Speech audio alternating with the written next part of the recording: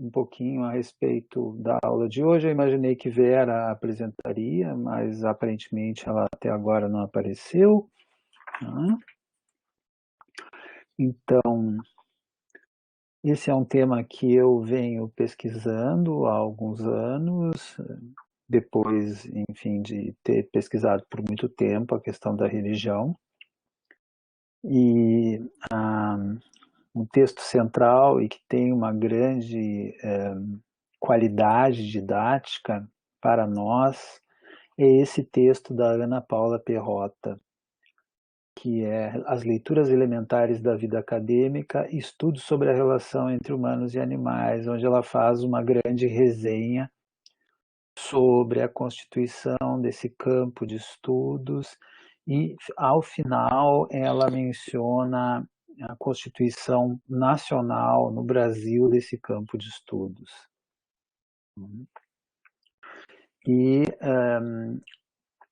ele é um texto muito bom, especialmente para alunos de graduação, porque ele apresenta de uma forma bem franca, bem direta, sem estar carregado de referências ou de excessiva sofisticação teórico-conceitual, e ao mesmo tempo aborda as contribuições fundamentais dos antropólogos a respeito da relação humano-animal desde seus primórdios. Isso aí já pode ser observado no evolucionismo, pode ser observado no evolucionismo. Morgan, que era o Lewis Henry Morgan, o grande evolucionista norte-americano, ele havia escrito um livro sobre o castor norte-americano. E nas narrativas evolucionistas a respeito da trajetória da humanidade, o rumo ao progresso, a domesticação, ela é um dado, é uma menção recorrente. A domesticação de animais, mas que vem junto com a domesticação de plantas. Muito depois, isso é mencionado no texto de Ana Paula Perrotta, tanto Donna Haraway quanto Tim Ingold, que são dois autores fundamentais nesse campo das relações humano-animais, vão dizer que a história da relação entre humanos e animais, compreendida pelo termo domesticação, ela não pode ser entendida à maneira de uma história natural da evolução, mas de um conjunto de formas e valores e experiências pelas quais se compreende numa determinada cultura ou em várias culturas a relação entre humanos e não humanos, plantas, animais.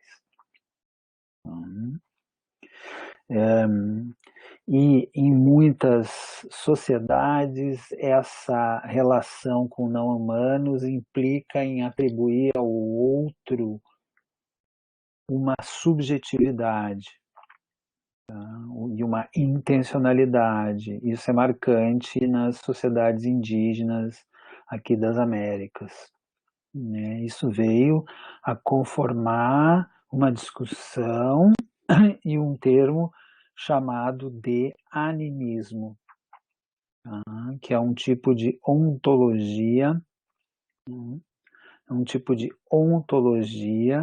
aonde se atribui intencionalidade a substâncias e entidades biológicas ou, enfim, espirituais que não são humanas.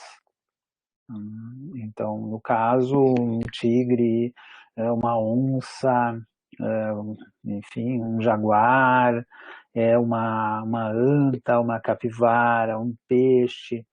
Esses animais todos teriam subjetividade, e no entender de Eduardo Viveiros de Castro, em sua formulação do perspectivismo ameríndio, ou seja, do chamado multinaturalismo, né? Não apenas para os indígenas, essas outras espécies teriam subjetividade, mas também seriam dotados desse estatuto de pessoas, né, não humanas. Parece que para as sociedades indígenas, especialmente da Amazônia, os não humanos formam graus diferentes de humanidade. Então, todos nós seríamos uma grande comunidade de diferentes espécies de humanos, cada uma com o seu ponto de vista, e isso estaria disfarçado em uma capa ou uma aparência não humana, e as relações entre humanos e não humanos se dariam preferencialmente na forma da relação entre predador e presa. Mas quando você preda um outro, você está predando não apenas esse outro, mas você está predando a perspectiva do outro, você está ocupando uma outra perspectiva. Tá? Então, isso é muito interessante, ser desenvolvido ao final do texto da Ana Paula Perrotta, como um desdobramento de discussões a respeito do animismo, entre os autores que vão renovar a antropologia ao final do século XX, início do século XXI, e aqui a gente está pensando em Marlene Strater, nós estamos pensando em Anna Tsing, nós estamos pensando em Bruno Latour, nós estamos pensando em Eduardo Viveiros de Castro, Philippe Descolat e Tim Ingold.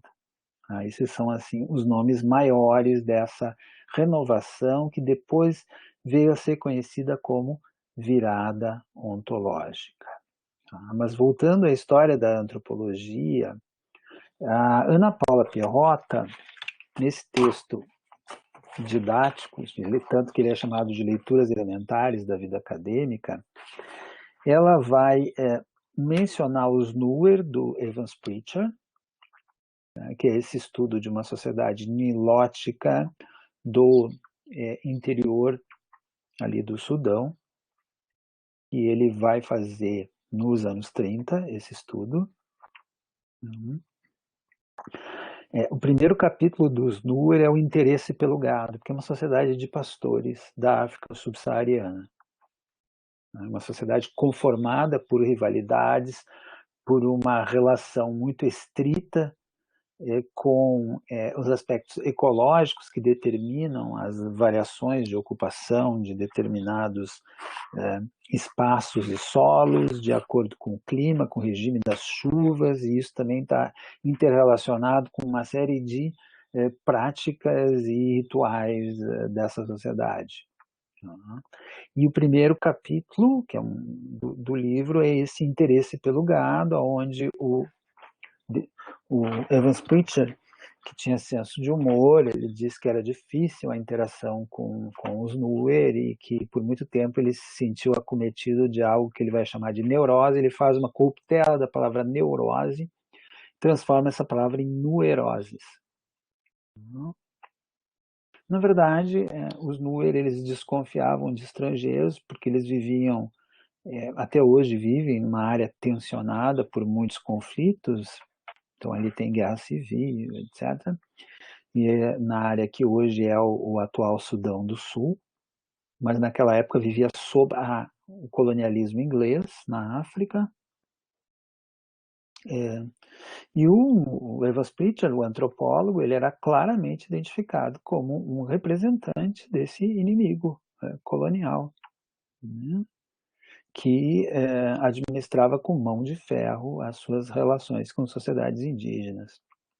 Mesmo assim, ele faz uma excelente etnografia e nesse primeiro capítulo ele vai discorrer sobre as relações com o gado, que, ao contrário da nossa própria sociedade, ali você tem um gado de criação que é usado para diferentes finalidades, mas a finalidade precípua não é o consumo de proteína animal, ou seja, não é na sua transformação em carcaça, né? Mas ele é usado para acumulação de prestígio, para reflexão a respeito de identidades, ele é usado como parte de dotes que são parte de costumes de casamento, né? É o chamado preço da noiva, né?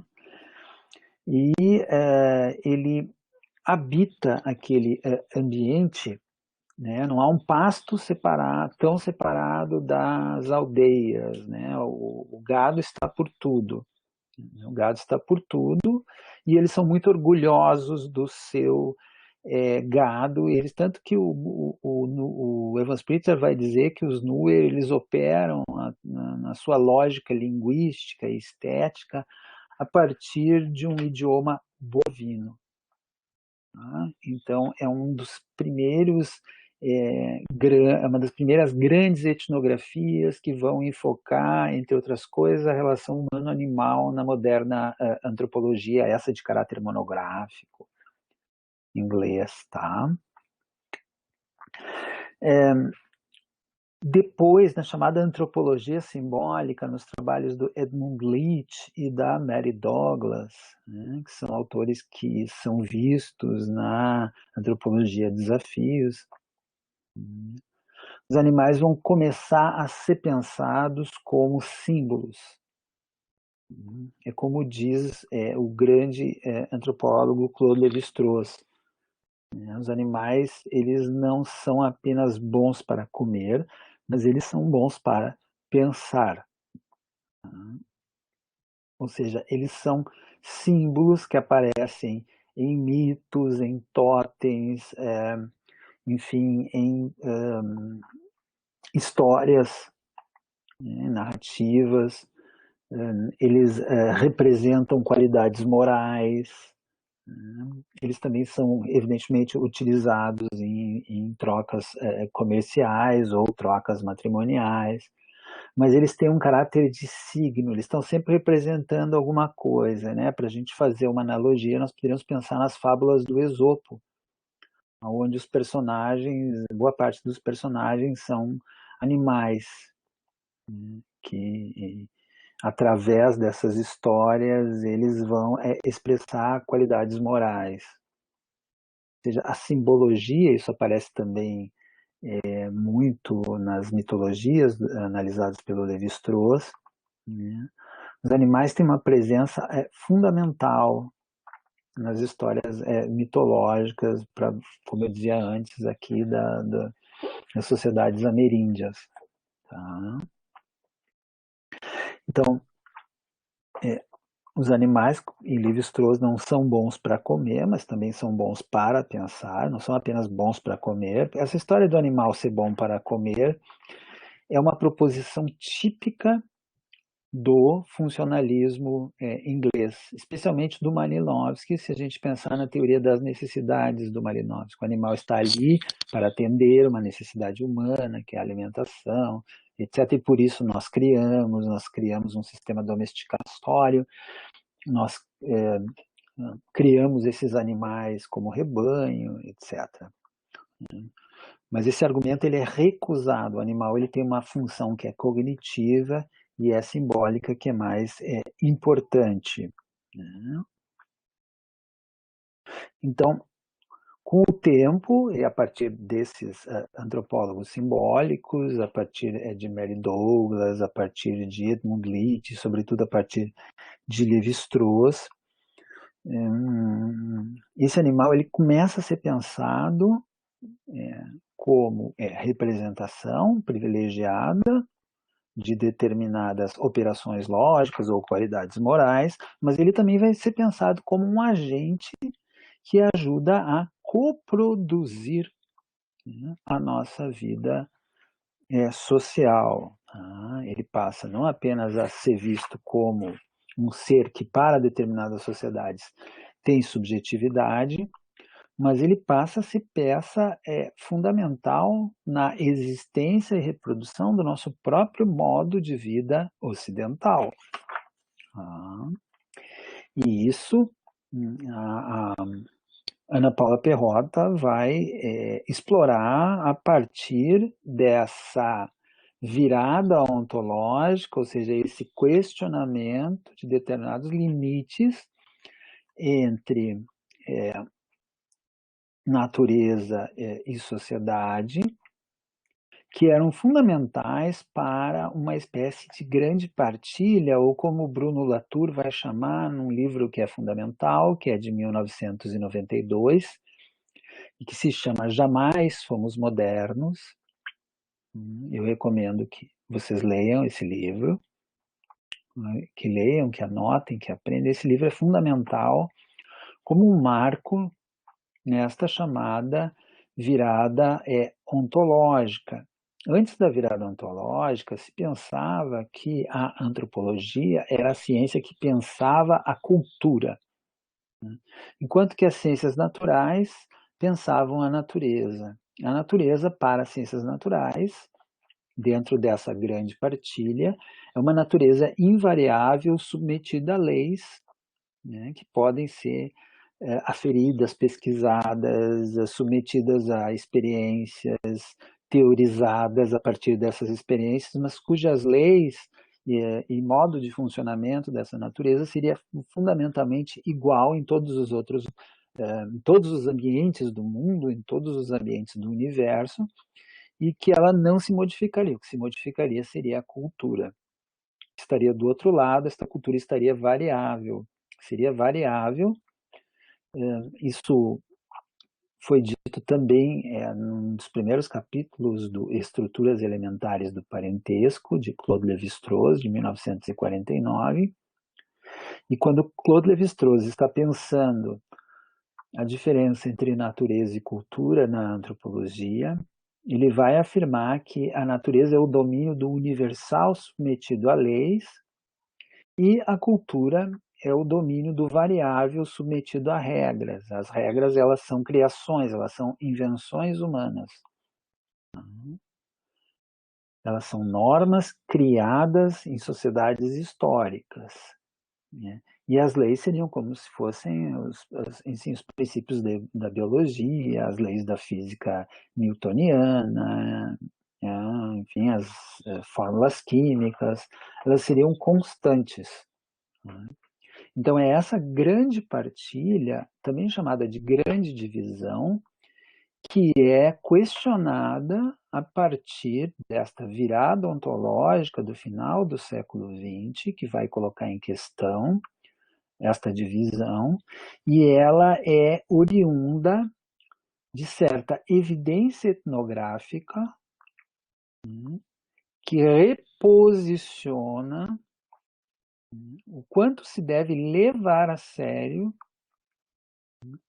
os saberes indígenas face ao saber ocidental, né? Porque antes se pensava, os ocidentais têm ciência e os indígenas têm cultura. Os indígenas pensam através de símbolos, religião, mas eles não pensam cientificamente. O primeiro momento para questionar isso foi no Pensamento Selvagem, de Lévi-Strauss, quando ele mostra que a estrutura do pensamento mágico e do pensamento científico é basicamente a mesma em domínios diferentes, né?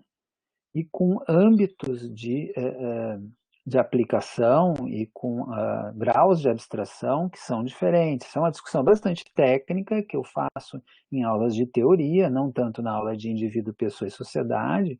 Se vocês quiserem um maior aprofundamento disso, eu sugiro que vão ao meu canal do YouTube, na playlist de Antropologia Desafios, e assistam as 2 aulas sobre Lévi-Strauss, onde vocês vão ver essa discussão em detalhes, o papel do bricolé, o totemismo, o pensamento mítico e sua relação com o pensamento científico, tá? Mas aqui importa que essa divisão ela era assumida pela antropologia, né? No sentido de que, por exemplo, eu, antropólogo, ao fazer trabalho de campo, eu vou numa sociedade indígena, né? E ali eu anoto os costumes, eu antropocentricamente me detenho sobre os modos de relacionamento dos seres humanos entre si, suas técnicas de transformação da natureza, né? Por exemplo, artesanato, agricultura, criação de animais, e vejo essas técnicas como variação de um saber cujo aprofundamento maior, por exemplo, é da agronomia, da zootecnia, da veterinária, e que não há diferença nenhuma entre isso, entre esses saberes e os nossos saberes, que seriam só expressões de princípios que seriam universais, né? Então, isso é muito questionado nessa virada ontológica, que vai levar a sério o ponto de vista nativo, né, sobre o ser humano e o mundo não humano, como muito mais do que uma cultura exótica, né? Mas como uma possibilidade de estar no mundo, é um modo de ser, né, que vai além da relatividade das culturas. E o que o Viveiros de Castro vai dizer é que não são só as culturas que são relativas, né, as naturezas são relativas também. E a isso ele vai chamar de multinaturalismo, né? E com a antropologia antiga nós tínhamos um multiculturalismo com uma natureza que é indivisa.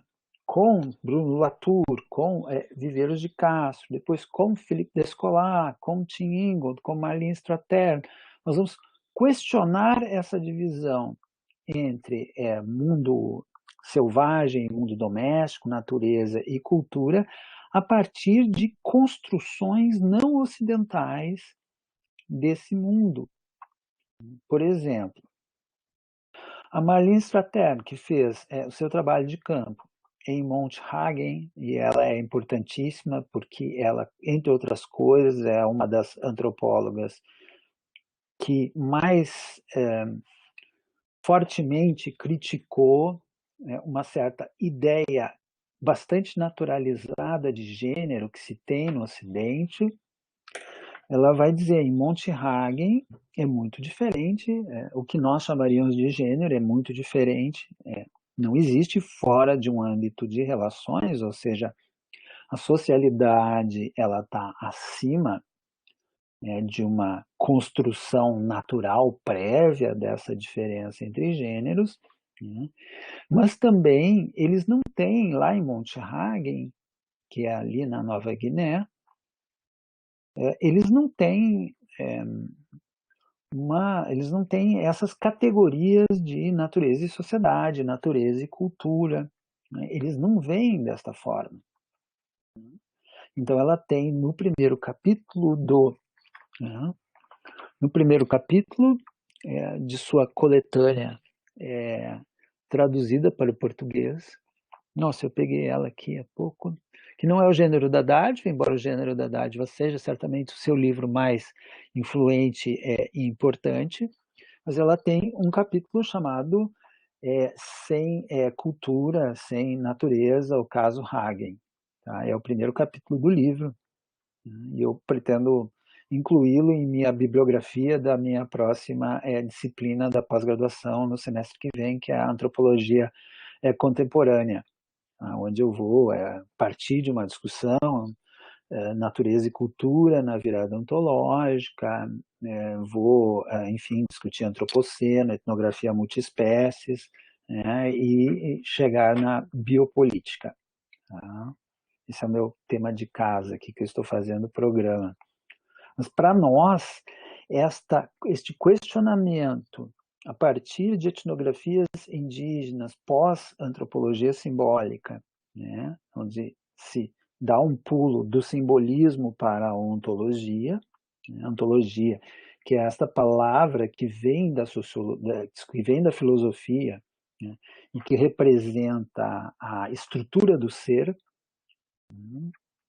Em antropologia, ela vai ganhar um sentido diferente, né? E esse sentido fica muito mais claro nos trabalhos do Philippe Descolat, que também é um especialista em sociedades indígenas amazônicas, junto com Eduardo Viveiros de Castro. O Philippe Descolat, num livro muito influente, né? Um livro muito influente, chamado Mais Além da Natureza e da Cultura, Par-delà Nature Culture, francês, né? Não tem tradução em português, infelizmente. Eu tenho uma tradução em espanhol. Ele vai dizer que as grandes invariantes que tu vai encontrar em termos de possibilidades de classificação em relação com o mundo são o que ele chama de 4 grandes ontologias, tá? As ontologias que mais nos interessam para a discussão humano-animal são a ontologia naturalista, que é a do Ocidente, e a ontologia animista, que é esta das sociedades indígenas das Américas, mas não apenas das sociedades indígenas aqui das Américas. Você encontra também entre caçadores siberianos. Né? Você encontra entre pastores de renas do norte da Escandinávia, né? Que, aliás, foi o trabalho de campo do Tim Ingold nos anos 70. Né? Todas essas discussões partem, isso é muito importante aqui, essas discussões que vão levar a um novo campo de estudos, essa relação humano-animal em antropologia, elas partem de etnografias que são feitas em termos de doutorado desses antropólogos. Tá? Então, o Tim Ingold foi entre o Sami, ali, que é um povo indígena do norte da Escandinávia, que é criador de rena.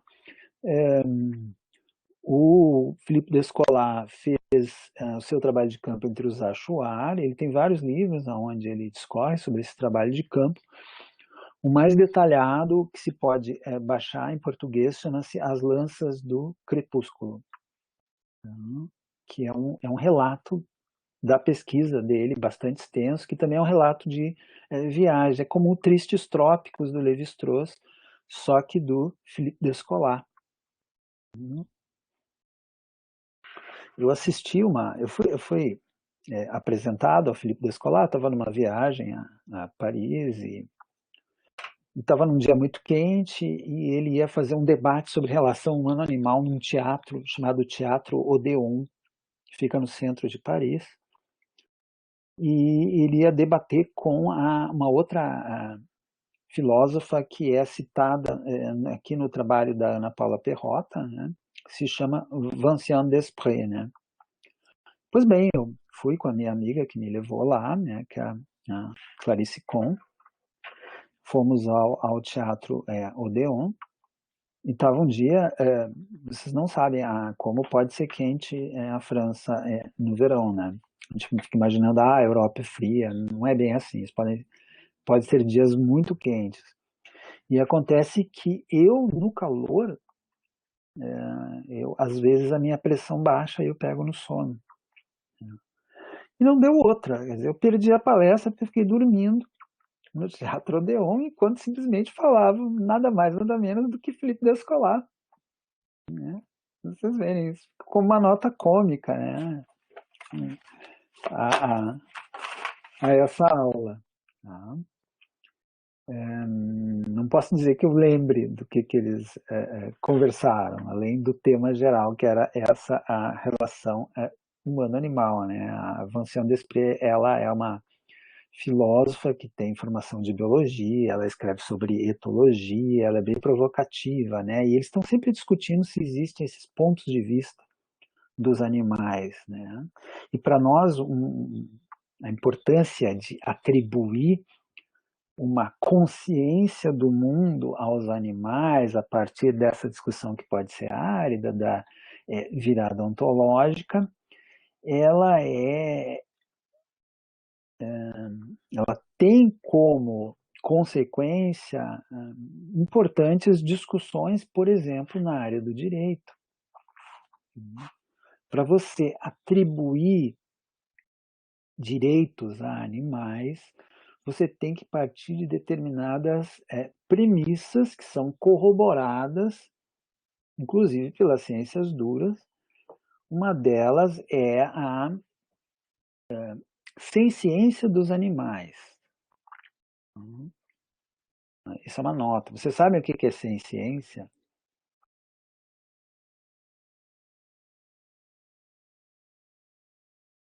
Vocês estão aí? Bom, ciência é a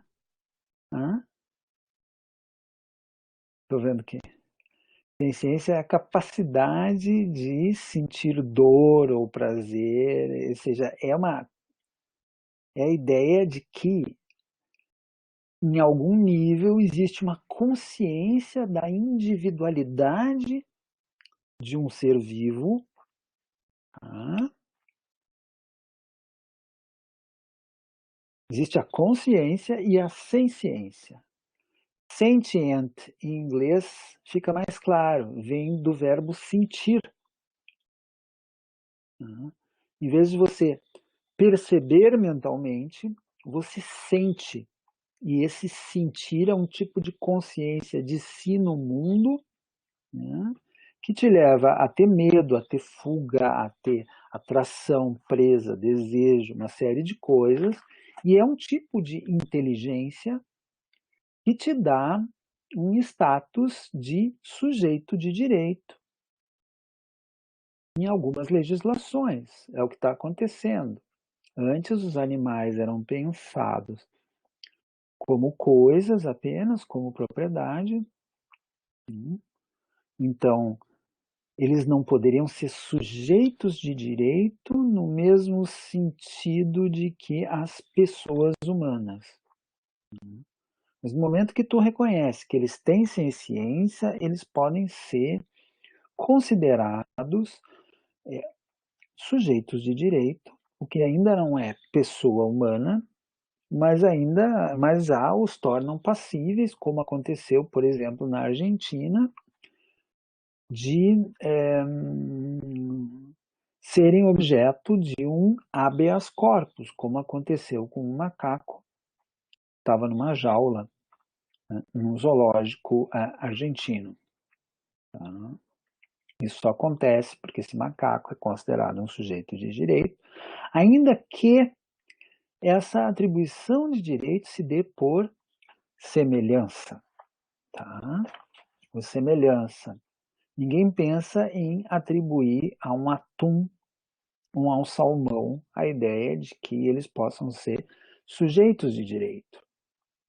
Então, existe uma hierarquia nesta consideração, nessa distribuição, né, de direitos aos animais, né, por parte dos operadores de direito e menos do pensamento filosófico, que a Ana Paula Perrotta comenta, né, em que nós nos comovemos e temos empatia do ponto de vista de ocidentais com outros animais a partir de relações de semelhança, ou de afetividade, que é o caso dos pets. O que eu quero dizer para vocês é que os animais não são todos iguais. Então, a ideia de um direito universal aplicado a todos os animais que teriam direito à vida, ela vai, por exemplo, conflituar com o fato de que, obviamente, um mosquito ou uma barata são animais, e duvido que as pessoas tenham grandes problemas morais na hora de matar uma barata ou um mosquito. Esses exemplos são constantemente usados em inimigos dos direitos animais, por ser uma espécie de pegadinha lógica a respeito da universalidade desse direito que seria atribuído aos animais. Tá? Mas, enfim, isso é apenas uma anedota, quase, mas que fica bastante reveladora de certos limites e de pressupostos que são impensados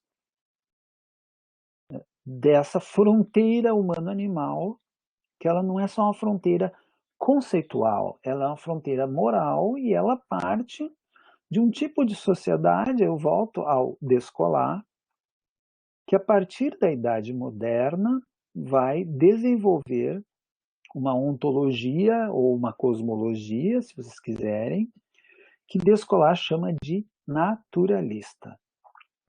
O que é o naturalismo em Descolar? Em Filipe Descolar, em Para Além da Natureza e da cultura. O naturalismo, ele é uma ontologia que, a partir de Descartes, do filósofo Descartes, ela vai separar o universo em substância pensante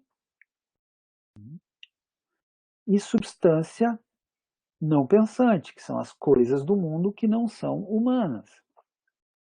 Quem tem substância pensante e interioridade são os seres humanos. Tá?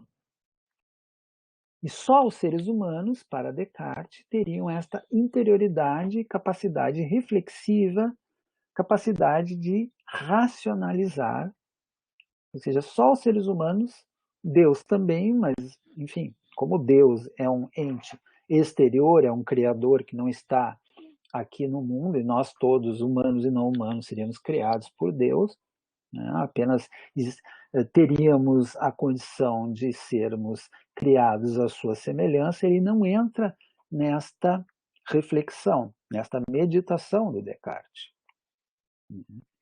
Então há uma separação do mundo entre resistência e res cogitans, né? Entre a coexistência, ou seja, todas as coisas do mundo, e a coisa pensante, que é aquilo que só os seres humanos têm, em Descartes. Os seres não humanos não têm esta interioridade. O seu cachorro, o seu gato, o seu papagaio, a sua chinchila, o seu hamster, o leão do zoológico, o elefante, o boi, a ovelha, não teriam interioridade na reflexão cartesiana. Para Descartes, eles não teriam uma característica ontológica diferente de uma máquina, por exemplo. Então, quando se está fazendo, por exemplo, uma vivissecção de um animal, vivissecção de um animal é cortar este animal vivo. E esse animal estrebucha de dor. Se essa vivissecção é feita sem anestesia, como provavelmente era feita na época do Descartes, onde não se conhecia anestesia, para Descartes, essa dor não seria mais do que a ilusão, né, que o ser humano teria de que o animal efetivamente estaria sentindo alguma coisa, né, porque o animal não seria capaz de ter consciência do que está acontecendo, e, portanto, aquilo é uma espécie de reflexo mecânico do corte que ele estava sofrendo. Ou seja, Descartes não era muito piedoso ou empático em relação ao sofrimento dos animais. O sofrimento dos animais, para ele, é uma ilusão. Isto é reflexo, e essa concepção dualista entre, né, uma interioridade pensante, né, e uma natureza mecânica, ela vai se consagrar como a visão antropocêntrica moderna de ser humano, que vai fazer com que tudo aquilo que não é humano possa ser entendido como um recurso a ser explorado de acordo com os projetos, desejos, interesses ou necessidades da única espécie que teria interioridade, capacidade de raciocínio e subjetividade, que são os seres humanos. Ou seja, isto é o prenúncio de uma concepção que vai levar a ciência moderna, né, a esta concepção dualista, e vai levar ao capitalismo tomar a forma posterior de uma sociedade industrial para o qual a natureza é um recurso infinitamente explorável. Essa natureza ela não teria direitos, ela poderia ser convertida em capital. em mercadoria, em produto, através do trabalho humano. Isso era muito complicado, porque na época do Descartes, teólogos ainda discutiam se os índios das Américas teriam alma, por exemplo. Uma coisa grave, gente. Os índios teriam alma. Isso, ou se os negros da África teriam uma alma semelhante à alma dos europeus. Isso, dependendo da conclusão, faria com que se pudesse explorá-los, usá-los como escravos, vendê-los, tomar as suas terras, os seus recursos e ignorar seus modos de classificação, relacionamento entre si e com o mundo, apenas a partir dos critérios etnocêntricos e teológicos dos cristãos europeus.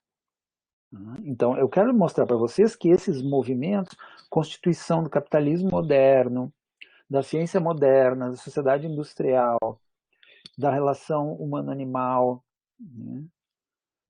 eles são paralelos nas diferentes sociedades e no naturalismo moderno, que é esta visão de natureza separada do homem, sem interioridade essa natureza e, portanto, sem direitos, submetida a leis cegas, ela vai ser um desdobramento desta visão cartesiana dualista que vai imperar até o fim do século XX e que vai ser questionada tanto no interior da ciência, quanto no interior da filosofia, quanto no interior da antropologia, por caminhos diferentes que vão nos levar a entender a relação humano-animal não apenas como uma relação funcional utilitária, nem como uma relação simbólica, embora esta relação simbólica seja um avanço importante em relação à visão utilitária, mas a uma relação de convivência com entes não humanos, não obstante dotados de agência e subjetividade para muitas sociedades, e através de desenvolvimentos do direito e da filosofia no Ocidente, uma certa forma de reconhecimento dos direitos dos animais a partir da ciência passa a ser uma espécie de, eu diria, um animismo interno. Embora uma autora argentina, uma colega, como a Maria Carmán, vai ver isso como uma espécie de totemismo, mas essa é uma discussão bastante técnica aqui, não cabe nos limites desta exposição inicial. Que é uma exposição que começa pela virada ontológica. Como você sabe, ela tem vários caminhos, cada um vai apresentar uma posição diferente, mas todos eles partindo de um questionamento, de uma erosão desse limite pétreo entre natureza e cultura que é dado no naturalismo. Tá? Então, no Filipe Descolar, ele vai dizer, essa é a ontologia dominante. Ela é hegemônica e constitutiva do nosso modo de pensar e ser ocidental. Mas existem outras ontologias. Esta ontologia, Filipe Descolar vai dizer, ela se constitui por uma continuidade entre as fisicalidades, ou seja, o ser humano ele também é resistência, ele também é corpo, ele também é biologia, ele é constituído pela junção dual entre uma matéria pensante e um corpo que é não pensante, submetido a imperativos e leis físicas, biológicas, químicas. Então, o ser humano ele tem essa dupla característica. Ele é res cogitans e ele é res extensa. ele é natureza e ele é pensamento, ele é natureza e ele é cultura. Nessa visão é naturalista. Mas na ontologia animista, animista vem da palavra ânima, que quer dizer alma, o anímico, né? Eu não lembro se é grego ou é latim, tá? Estou devendo para vocês, eu tenho a impressão que é grego.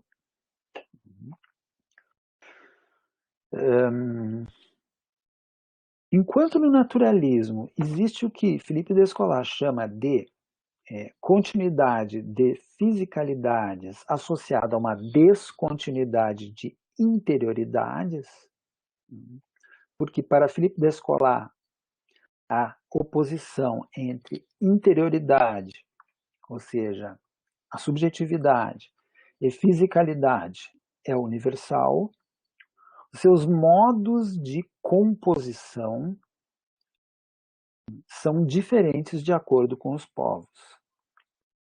E ele vai falar em 4 grandes ontologias. O naturalismo, que eu expus a vocês, o animismo, o totemismo e o analogismo, que o analogismo é talvez o que menos seja presente nessas discussões de relação humano-animal. Ele é aquela ontologia de reprodução de mundos que estão no céu e mundos que estão na terra, etc. Ele é encontrado na civilização chinesa clássica, nas civilizações mesoamericanas, em determinados momentos da história medieval ocidental. Bom, enfim, isso para a título de notícia. O que nos interessa aqui, basicamente, é o animismo para o estudo das relações humano-animais. E o animismo, ele, ao contrário do naturalismo, ele vai dizer que o que nos torna comuns às espécies animais não humanas é o fato de que todos nós temos interioridade. Todos nós temos interioridade e nós somos diferentes dos nossos corpos, nas nossas naturezas. Então a descontinuidade é o inverso do naturalismo. A descontinuidade é entre as naturezas ou entre fisicalidades e as continuidades são entre as interioridades, como eu explicava antes a vocês. O jaguar ou a onça, né? O jaguar é uma forma francesa de falar da onça, né? A tradução da onça para o francês. Eu acho que em inglês é jaguar também. A onça tem interioridade, a capivara tem interioridade, os cachorros têm interioridade. Só que cada um vive no seu mundo. Cada um vive no interior da sua espécie e depois Eduardo Viveiros de Castro vai dizer: todos se veem como humanos. Todos se veem como humanos, não obstante, as relações entre as diferentes espécies não são relações de amizade, mas são relações de predação. Quem tem a mitologia de que nós temos que ser amigos de todas as outras espécies e superar as nossas diferenças é o Ocidente cristão. É esse que imagina que nós podemos ter como animais de estimação leões, onças, panteras, etc. Isso, inclusive, aparece em muitos documentários sobre a vida animal. Então, este animismo é o objeto maior de investigação etnográfica da parte desse brilhante grupo de antropólogos do final do século XX, a partir ali dos anos 70 aos anos 90, né, e que vão dar origem a esse movimento da chamada virada ontológica. O único que não é um etnólogo indígena, no sentido clássico desse grupo aí,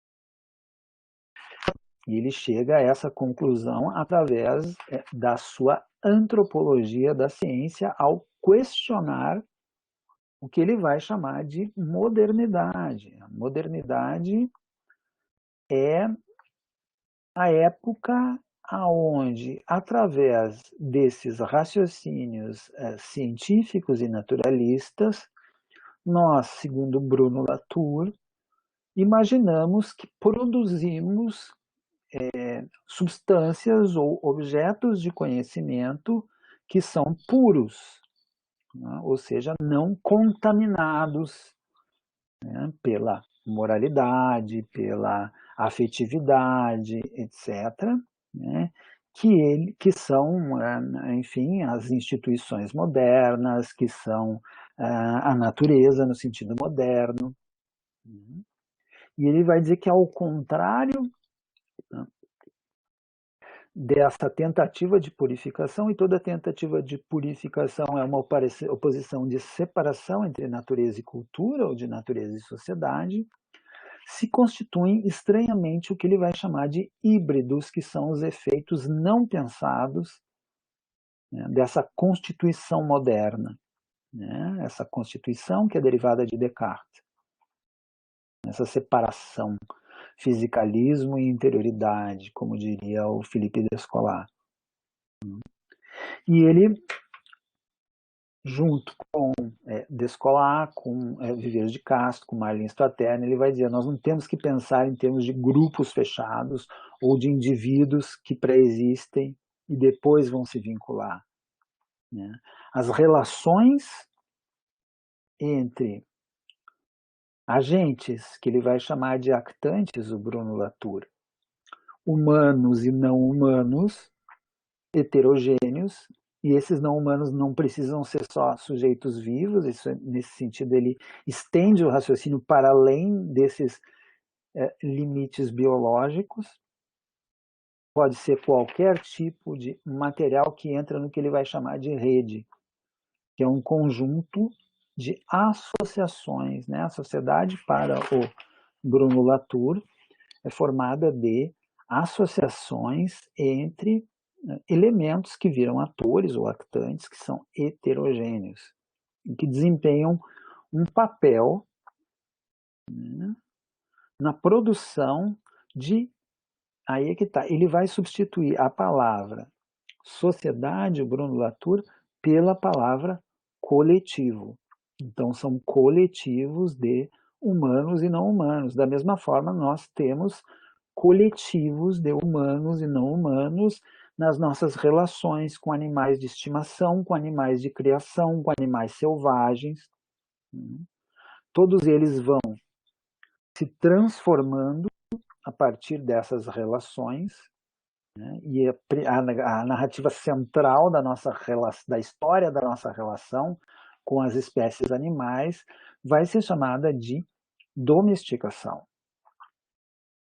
Eu sei que eu estou trazendo bastante informação, mas não há como, numa aula, eu poder introduzir esse tema sem trazer elementos que são bastante heteróclitos, distintos, heterogêneos, de fontes e de história, que têm histórias diferentes, mas que eles têm alguns pontos em comum. Um desses pontos é o questionamento do naturalismo moderno a partir da antropologia, né? Ou a partir da filosofia do direito, que é animalista em alguns de seus setores, né? Então eu lembro aqui filósofos que são, aliás, mencionados pela Ana Paula Perrotta, como Peter Singer, Tom Regan e Gary Francione, que são os grandes filósofos anglo-saxões abolicionistas. Eles pretendem abolir o que eles chamam de escravidão animal. Então, Isso tem um sentido que a gente pode discutir, não tem isso. Na verdade, eu já dei curso sobre isso, né? Isso não cabe numa aula só, né? Eu estou tentando, a partir do excelente texto da Ana Paula Perrotta, sumarizar o mundo em uma aula. Né? Eu sei que isso não é possível e que muita coisa vai se perder. Tá? Mas então, voltando aqui ao texto, né, ela vai falando do Bruno Latour, ela vai mencionar esse livro que eu apresentei a vocês, que é o Jamais Somos Modernos, né, e que ele introduz em substituição à ideia de sociedade e de relações sociais, a teoria do ator-rede, dos coletivos, das associações, das traduções. E ele vem de uma área que não é a etnologia indígena, ele vem da antropologia da ciência, ele vem do estudo dos laboratórios,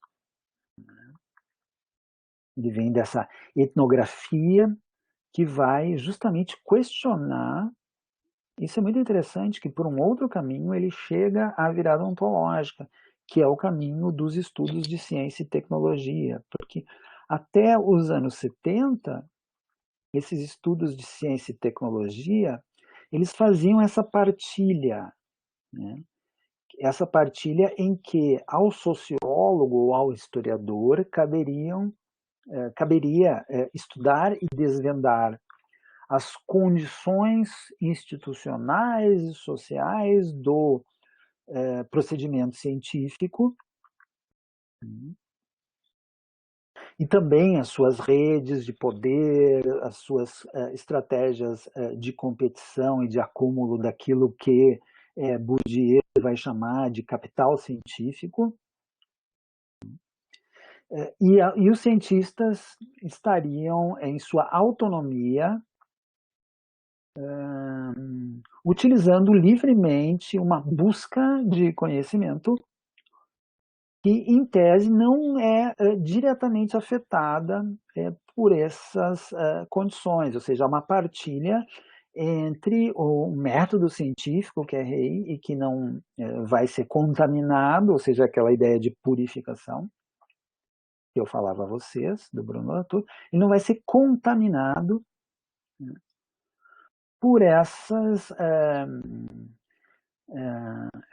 por esses processos, né, e relações de poder e de competição que aconteceriam no mundo extracientífico. Ou seja, o que a sociologia, a antropologia da ciência vão fazer a partir dos anos 70, lá com o pessoal do grupo de Edimburgo, primeiro com o David Bloor, que ele vai criar um princípio que vai ser adotado pelo Bruno Latour, que vai ser chamado princípio de simetria.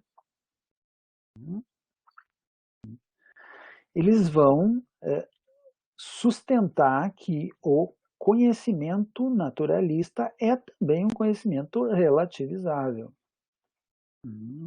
Para grande escândalo dos cientistas que vão ver estes sociólogos e antropólogos como grandes inimigos do pensamento científico, no limite como charlatões, etc., porque eles ousaram colocar em questão essas fronteiras estabelecidas entre o científico e o extra-científico.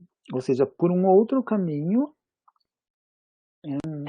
Bruno Latour, que começa em seu doutorado junto com Steve Woolgar, no livro Vida de Laboratório, que está traduzido para o português, que é dos anos 70, eles vão fazer uma etnografia nesse livro dos procedimentos de um laboratório de neurobiologia de um cientista que ganhou o prêmio Nobel, que era esse laboratório era nos Estados Unidos. Então, para Bruno Latour, o que o cientista faz é um conjunto de procedimentos de inscrição gráfica. Ele é um discurso de anotação, né, de algo que ocorre naquele domínio experimental. Mas as proposições que vão constituir os chamados autos de um processo científico, a verdade é o que está nos autos, como dizem os juristas, é este conjunto de inscrições. Mas, por detrás dessas inscrições, existe um conjunto de gestos técnicos que são importantes, existe um conjunto de relações entre os integrantes do laboratório, que são relações com a política, que são relações entre si e com outros cientistas, né? E que acaba sendo constituidor, entre outras coisas, da matéria que é estudada, trabalhada nesses laboratórios, né? Então, esses laboratórios estão, o que Bruno Latour está tentando dizer, e Bloor também, é que eles estão constituindo, né, essa natureza que eles dizem que estão estudando. Né?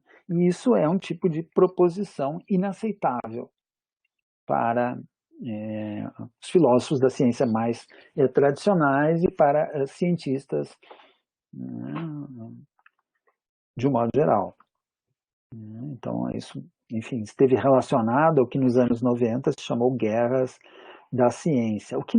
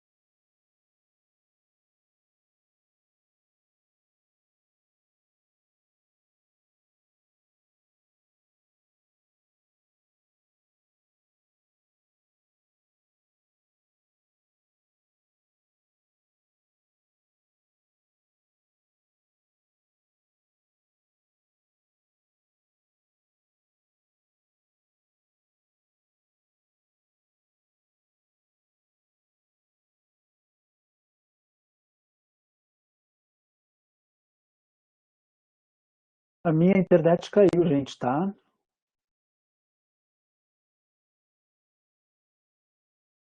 Vocês estão me ouvindo agora?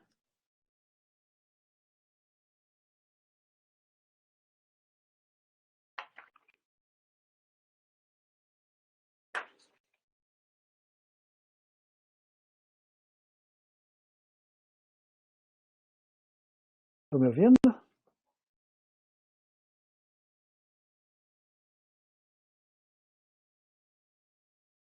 Aqui. Uhum. Bom, eu estava aqui fazendo uma ponte dessas contribuições do Bruno Latour, do Felipe Descolar e do Eduardo Vieira de Castro para chegar na relação humano-animal. Uhum. Há um desvio, que não é um desvio, mas que é uma fonte importante de problematização dessa divisão entre biologia e cultura, que é o tema da aula de hoje, e que leva à discussão da relação humano-animal, que no ponto 3 do livro desculpe, no texto de Ana Paula Perrotta, é o diálogo com teorias de gênero. E ela vai discutir as contribuições de Marlene Strater, Judith Butler, de Donna Haraway e de Anna Tsing. Todas elas luminares de suas áreas, especialmente para nós aqui. Bom, enfim, eu acho que não tem uma pessoa, talvez tenha uma pessoa mais conhecida, eu acho que dessas fora do mundo antropológico, a Judith Butler é a mais conhecida. A Donna Haraway é uma filósofa e uma bióloga, mas que ela é assim extremamente influente na antropologia. Ela tem trabalhos onde ela historia como o gênero entra e como é a construção naturalista do gênero feminino. Ela é paralela a uma teoria da evolução, onde há diferença entre os seres humanos e macacos, por exemplo, se imbricam numa espécie de hierarquia. Então, as hierarquias de gênero estão relacionadas na história da ciência às hierarquias evolutivas que ocorrem no interior deste marco naturalista.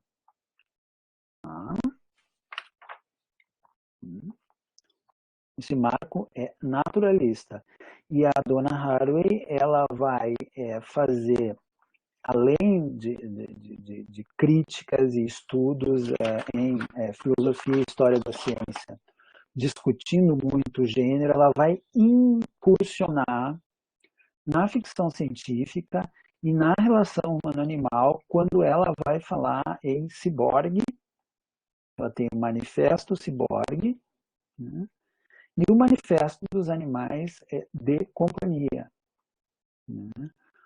Onde ela vai mostrar que as relações que nós estabelecemos com as espécies não humanas, tanto em termos de animais de companhia, quanto em termos sinantrópicos, sinantrópico é aquilo que convive conosco. Pode ser um animal de companhia, mas pode ser também um mosquito que te pica, aquilo que vive no ambiente à volta dos seres humanos. Mas também as bactérias, aquilo que nós trocamos com os outros, fazem parte de um grande conjunto de trocas e fluxos que vão mostrar que as relações e os processos, eles estão acima de uma visão mais tradicional de espécie como a principal característica que nos relacionaria com os seres não humanos. Tá? Então, isso é muito claro no manifesto dos animais de companhia, né? Manifesto dos seres de companhia da Donna Haraway. Mas isso também aparece, quer dizer, essas novas relações com espécies não humanas, a partir dessa discussão de gênero, tá? Ela sofre a influência da discussão de Michel Foucault na história da sexualidade, para pensar na Judith Butler, em Gender Trouble, que é de 1990, né, que ela cita. Ou seja, em uma crítica, eu citando aqui na página 8, ao que chama de ontologia pré-social dos indivíduos, a filósofa Judith Butler entende que não haveria um sujeito existente antes das leis, de modo que estas fossem automaticamente a representação desse sujeito não histórico. Mas a formação do sujeito, né, esse sujeito que se conforma nos gêneros, se daria justamente no interior de campos de poder que são relativos e que são históricos. Da mesma maneira, o entendimento do que seja um animal, a palavra animal, ela vai variar no tempo e no espaço. Então, assim como o gênero varia, a representação do que seja animal em nossa relação com eles também é extremamente variável, e a coerência desses sujeitos e entidades que se formam, ela é uma coerência que é provisória sempre. Ou seja, tu tem nessa virada ontológica o ingresso de uma visão relacional e processualista e, no limite, vitalista muito forte, no sentido de que os fluxos vitais eles estariam acima das fronteiras que nos separam, né, entre humanos e não humanos. Eu já falei da Marlene Strater, né, sobre Monty Hagg, né, o questionamento, a ideia de que não existem essas separações entre natureza e cultura, ali na sociedade estudada pela Marlene Strater. Né? E finalmente, como eu disse, a Donna Haraway ela vai, junto com a Butler, sofrer essa influência do Foucault e mostrar que as nossas representações de ciborgues, de animais, elas são, na verdade, produzidas no interior de discursos.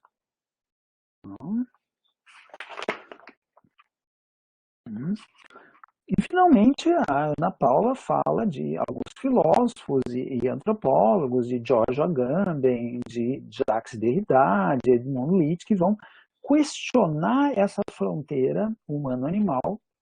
Isso vai abrir caminho para novas formas de se fazer etnografia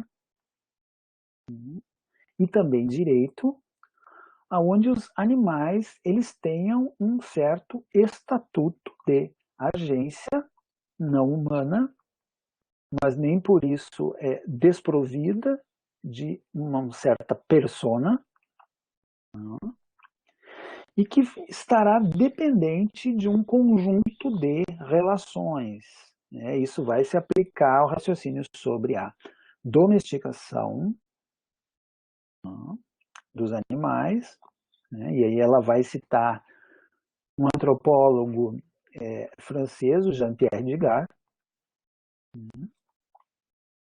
e o Jean-Pierre Digard vai dizer, olha, existem muitas domesticações e desdomesticações, não é um processo linear.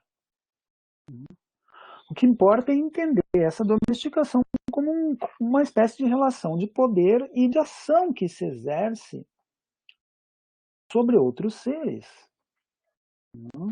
E o que é mais importante de se entender é essa ação domesticatória, que ela vai ter um sentido reprodutivo, ela vai ter um sentido cultural, ela vai ter um sentido jurídico.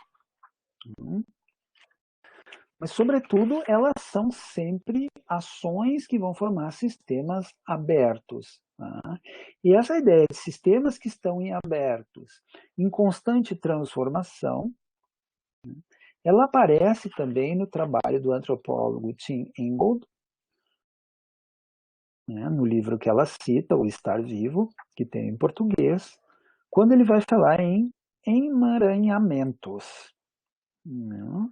O Tim Ingold não é a primeira vez que ele vai falar de animais. Ele tem um livro que é O que é um Animal. Eu falei que ele estudou pastores de renas nativos no seu doutorado, e ali apareceu essas questões que eu falei no início da aula, do animismo, da subjetividade atribuída a seres que não são humanos. Eles estão questionando essa ideia da excepcionalidade da natureza humana. Na verdade, o que nós vemos para Tim Ingold em relação a seres que não são humanos são muito mais continuidades do que descontinuidades, ainda que não se queira negar as características singulares da espécie humana, mas ele vai perguntar, como ela diz ali na página 12, o que torna os seres humanos diferentes dos animais como espécie. Né? Então, de acordo com Ingold, esse questionamento faz com que a relação entre humano e animal se torne exclusiva, pois confere ao humano um estado alternativo do ser. Né?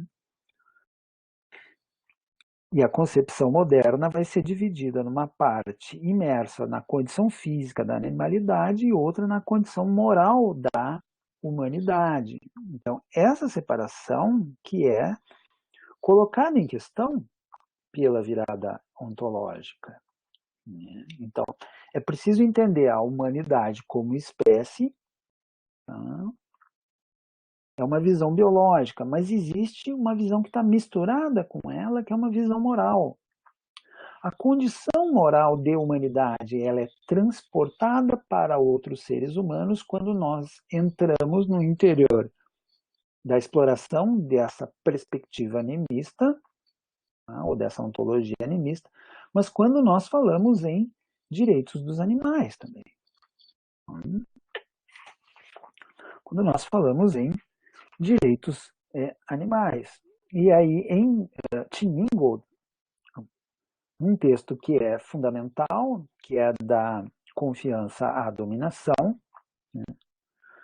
O Ingold vai afirmar que a domesticação é a maneira como nós narramos, nós humanos narramos a relação com outros animais, muito mais do que um processo natural. Não. Então, a domesticação é um discurso e uma narrativa que, no fundo, é a narrativa da nossa própria humanidade, porque, na prática, ao domesticar os animais, nós estamos domesticando a nós mesmos. Né? E aí eu digo, no meu texto que está na bibliografia dessa aula, que ele é baseado em etnografia, entrevista que eu fiz com pessoas ligadas à proteção animal, é que para as protetoras de animais, não basta o resgate e o salvamento desses animais. É preciso um novo processo domesticatório, que é uma domesticação moral, cognitiva e técnica das pessoas que vão se relacionar com esses animais que serão doados para essas pessoas, né, no limite para a formação do que se vai convencionar chamar em família multiespécies. Né? Onde o animal ele é um tipo de filho metafórico, metonímico ou real de muitas pessoas. Tá? Isso é um tema interessantíssimo de discussão. Tá? E isso só foi possível compreendendo os códigos morais daqueles grupos de proteção animal, etc., que são ações, sobretudo, voltadas para animais urbanos, né, de algumas espécies, gatos e cachorros, mas também de cavalos, que são as espécies mais presentes e visíveis nas cidades. Então, há uma corrente de autores que dizem que nós vivemos numa sociedade que é pós-doméstica, que é uma sociedade industrial. E essa sociedade industrial, ela vai separar a criação de animais, ou seja, animal doméstico acaba sendo um termo muito genérico que vai incluir os animais que nós comemos e os animais que nós amamos. Muito estranho isso, né? Porque vem dessa raiz domus, que quer dizer a casa, e que é a interiorização de certas espécies de animais e a sua transformação no sentido da coabitação ou da convivência com seres humanos. Tá? Então, a maior parte desses animais domesticados, eles são domesticados para a sociedade industrial, que é uma sociedade que mata bilhões de animais por ano para fazer comida, e que ela insere esses animais em grandes cadeias agroindustriais de produção de proteína animal, né, que vão envolver as cadeias da agricultura, por exemplo. Né? Para dar um exemplo muito importante, quer dizer, a maior parte da soja que é produzida e que é uma das principais commodities brasileiras, ela se destina à alimentação de animais de criação que vão entrar nesse circuito da agroindústria, que é um circuito mundial, porque a indústria mundial ela é uma indústria que é uma indústria fragmentada e pulverizada em diferentes lugares. Quer dizer, quando eu pesquisei certas concepções de alimentação animal e topei com as cadeias mundiais de produção de ração para animais, né, eu aprendi que dentro de uma ração que você dá para um cachorro ou para um gato, existem produtos químicos enfim, e outros produtos que vêm de diferentes lugares do mundo, que vêm da China, dos Estados Unidos, etc. E que acabam virando essa ração que se dá para animais de estimação, animais de criação. Tá? E que a maior parte dessa indústria é uma indústria que ou alimenta animais ou mata animais para o consumo humano. São animais assim que são o chamado gado de corte. Pode ser suíno, que pode ser aves, pode ser ovinos, pode ser cabras, pode ser cavalos, podem ser bois. E boa parte do discurso dos direitos dos animais, ele não se volta para os animais de estimação, mas se volta para essa ideia do quando o animal ele é visto como não como criação, mas como produção, e essa distinção é importante que a Ana Paula Perrotta assinala, né? Você vai ter um máximo de desdobramento ou seja, de separação entre seres humanos e animais. É o que é o presente da sociedade industrial, isso.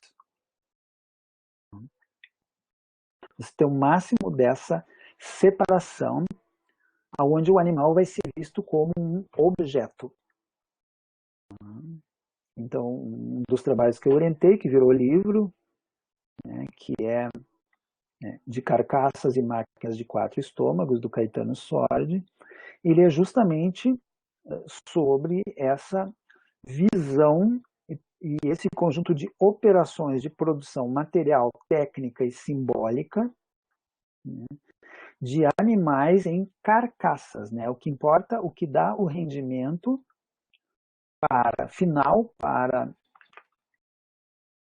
os animais de criação, que são animais de produção na sociedade industrial, é quando eles viram carcaça, ou seja, quando eles são refeitos em frigoríficos. E como a gente sabe, só para fazer uma nota, frigoríficos são os ambientes de maior contaminação atualmente, maior potencial de contaminação da Covid-19. Por quê? Porque os trabalhadores eles trabalham muito juntos, os frigoríficos eles exigem uma grande força de trabalho humana, eles são os lugares menos automatizados. Por quê? Porque para você desossar um animal, para você separar o que é tendão, o que é carcaça, o que é músculo, não existem máquinas que tenham a destreza dos seres humanos. No entanto, são os lugares de maior concentração de doenças ocupacionais. As pessoas se lesionam e ficam incapacitadas, muitas vezes com poucos anos de trabalho nessa atividade. Tem um documentário chamado Carne e Osso que é sobre isso. E também é um ambiente onde você tem muitas doenças ligadas, como eu disse, à ocupação, que são doenças respiratórias, são lesões em tendões. Né? Essas lesões se tornam permanentes. E ultimamente houve assim, um grande número de contaminações em frigoríficos brasileiros e no exterior por coronavírus. Né? Então, um estudo mostrou que a potencialidade de desenvolvimento da doença, de contaminação e desenvolvimento da doença, ela é 2 vezes maior nos frigoríficos e matadouros, né, mas especialmente nos frigoríficos, do que em outros ambientes de trabalho de outras ocupações. Isso é uma nota importante, né, que nós não podemos deixar de ter em vista. Né? E a produção industrial de animais, ela está ligada não apenas a esses problemas que são ambientais, como o efeito estufa, que ele é acirrado principalmente pelos gases que são emitidos pelo gado, mas também pelo desmatamento, que também é para formar florestas e terrenos para agricultura, né? Mas também existe uma série de contaminações cruzadas, né? Existem formas de criação que vão tornando a criação de animais no modelo capitalista potencialmente tóxica, né? E efetivamente tóxica para o meio ambiente. Tem um antropólogo norte-americano, né, chamado Alex Blanchett, que se dedica a estudar as criações de porcos nos Estados Unidos. Tem uma resenha que o Jean Segata fez sobre esse livro, que se chama Porcópolis, que, não sei se você sabe, mas nos Estados Unidos a criação e a produção industrial de animais ela é muito mais concentrada do que no Brasil. Então tem lugares no sul dos Estados Unidos onde você tem uma criação assim de milhões de porcos, né? E os porcos produzem 10 vezes mais fezes que os seres humanos, e nessas fezes estão hormônios e antibióticos que são usados para a sua criação.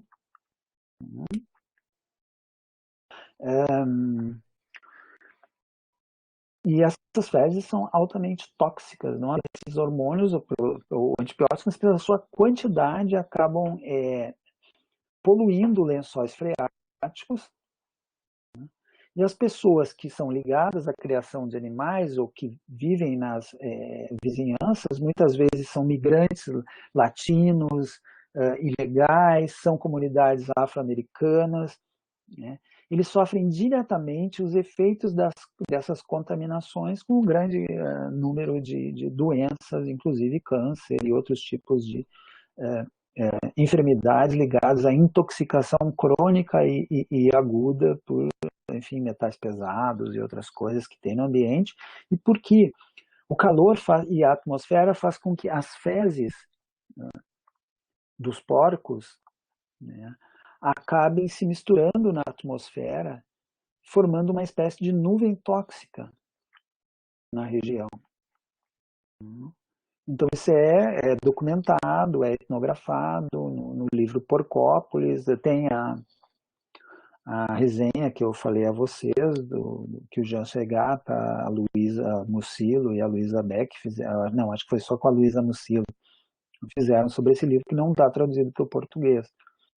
Então o que eu quero dizer é que não é apenas as relações afetivas ou a domesticação ou os direitos animais, mas eu acho que o maior problema, e que, enfim, é bastante estudado pelas ciências humanas, é o problema da produção industrial e a insustentabilidade desse modelo de produção industrial de animais, né? Que esse modelo que é herança direta dessa visão cartesiana eu falava no começo da aula a vocês.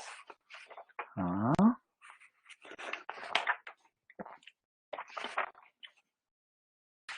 Bom, eu tenho muita coisa para falar, mas eu acho que eu já falei demais, então eu queria saber se tem alguma pergunta sobre isso, se ficou alguma incompreensão. Peço desculpas se alguma coisa não ficou clara. É porque realmente é muita informação. E como eu trabalho esse assunto, então me vem realmente muitas referências, tanto clássicas como contemporâneas. Né?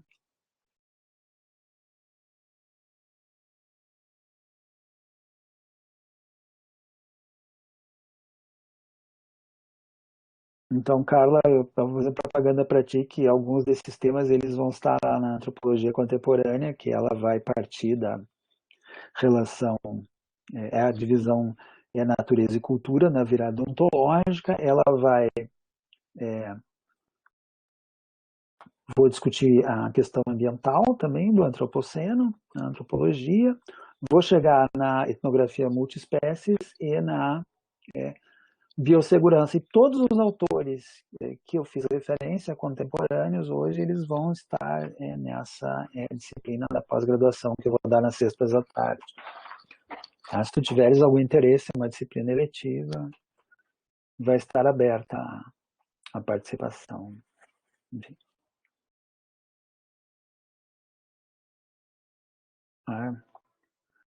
Então, quando eu terminar essa aula, eu vou continuar trabalhando aqui no programa, que eu tenho um limite para entregar até amanhã.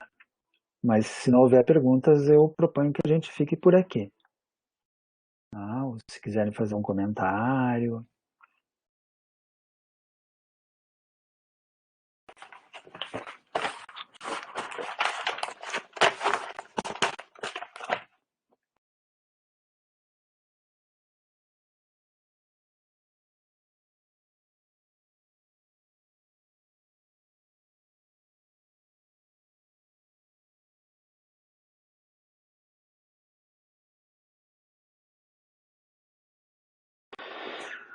Ah,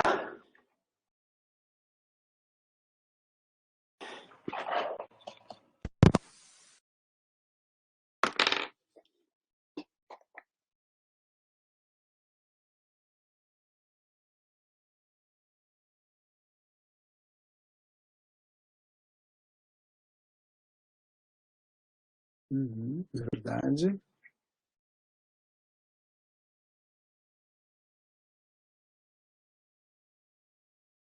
Eu vou te passar o programa, tá? Também passo para ti, Valéria, se tiver interesse. Eu não quero pegar